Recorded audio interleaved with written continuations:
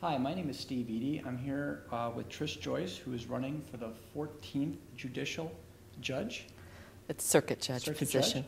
And I'm with the Sauk Valley Voter Education Forum, which will be happening later in January. And we're trying to have candidates come and discuss some of the issues so you get to know the candidates. So we had given you, Trish, some questions in advance. Correct. And we're going to go ahead and go through those questions. And feel free to answer them. Use up to about 4 minutes if you wouldn't mind. And the first question is, in light of the fact that Attorney General Eric Holder is a senior partner with Lovington and Burling law firm, which represents 17 Yemeni and 1 Pakistani at Guantanamo Bay, is there a conflict of interest regarding his decision to try Gitmo detainees in civilian courts inside the United States? Well, first let's talk about what constitutes a conflict of interest. Generally, it's when somebody's personal interest clashes with their fiduciary duties. So in terms of an attorney, their personal interest might supersede or overcome what their fiduciary duty is to their client. In this particular case, without knowing more facts, I can't tell you whether I think there is a conflict of interest. However, my personal practice is always, if I think that there is even the appearance of a conflict, I choose not to become involved. And in this case, perhaps if I were Mr. Holder, I would be looking at appointment of a special prosecutor. So I don't necessarily know that there is a conflict, but I would prefer not to become involved. There is a different remedy that you can use, and it's called erecting an ethical wall. And that's where persons within a law firm who may have competing interests segregate themselves so that the interests do not collide, and so that each side isn't privy to information that they should not be privy to. But as I indicated, in my own personal practice, I would probably just take a step back from it, because I would not want anybody thinking that even the appearance was tainting that particular prosecution. Right. Sometimes the appearance is actually bigger than the actual facts. Correct. Sometimes when a public official gets in that position, you have to be very careful in those regards. Correct, and that would be the process that I would follow. Okay, that's great. And this is probably a little bit more political than judicial on this question, but you know, these detainees, sounds like it's a done deal. It sounds like they're coming here. Now the question is would they be tried in this circuit court, or would they be tried in Chicago at the federal court, or how would that work in terms of if these detainees do come to Thompson? Well, my understanding is that any of the charges that might be levied against them would be federal in nature, and their incarceration is being run by Federal Bureau of Prisons if this were to come to pass. Right. So at the circuit court level, I doubt that we would have any involvement. Right, okay.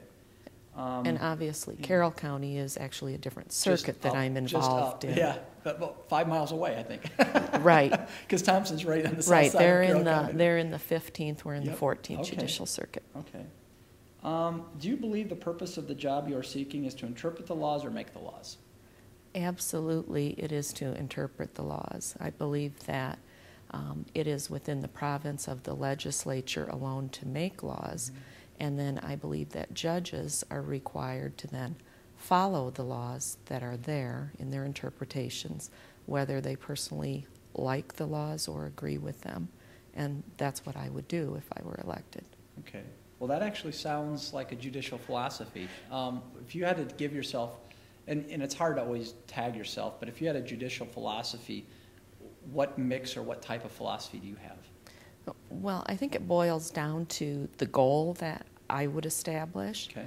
And that is to provide a fair and accessible judicial system that would particularly protect people who are victims, and then also provide a fair judicial system for those who are seeking justice. Okay. And so if you looked at the Supreme Court today, is there any 1 or 2 or 3 judges that are on the court today that you would most see that yourself emulating, or someone that you feel most similar to? I am such an individual that I don't believe that I could particularly identify with a certain one justice or group of justices, because there are times when I agree with certain ones and times when I'm diametrically opposed to them.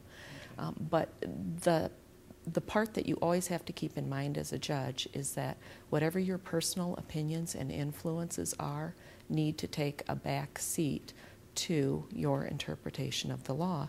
Okay. And whether you like what a certain decision stands for or not, your position is that you need to follow those directives. Okay.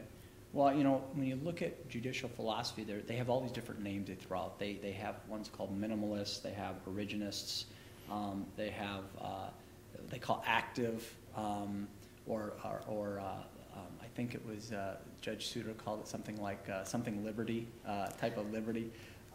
If you looked at those, it sounds like from what you're saying, and I don't want to put words in your mouth, it sounds like you're more of a minimalist in the sense that you want to interpret the existing laws and look at how they fit into law, whether you agree with it or not, rather than take the stance of looking at the law and saying, how can I make it fit what I believe?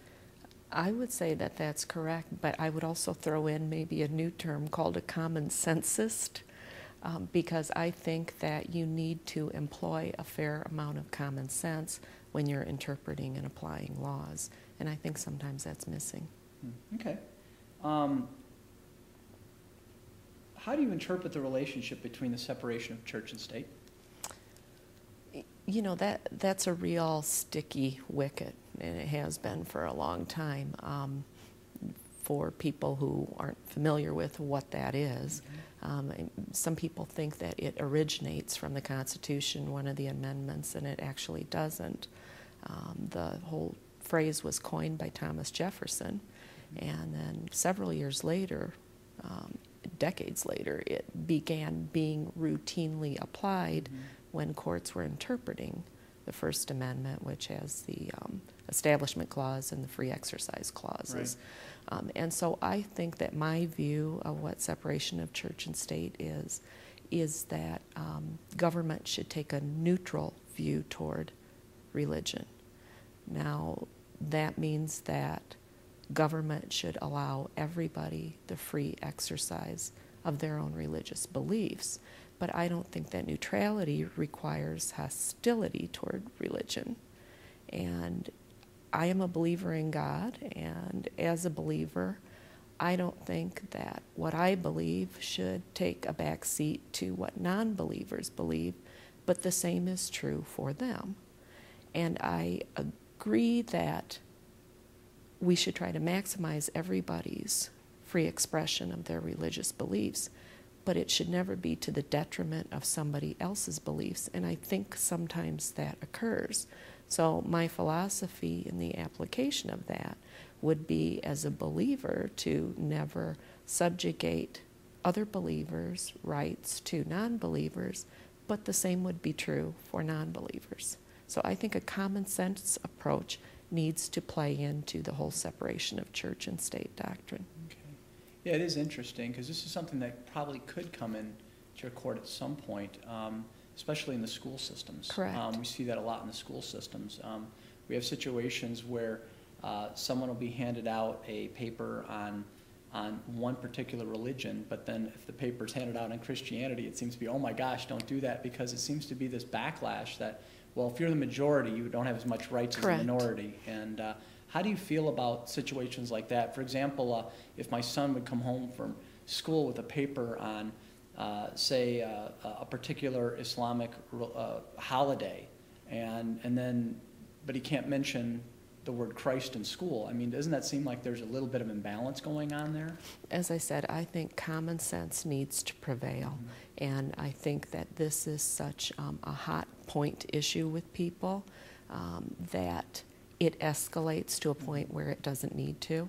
So I don't see that there's anything wrong with your son having a paper on Islam, nor do I see anything wrong with your son mentioning Christ or God or anybody else in a school setting.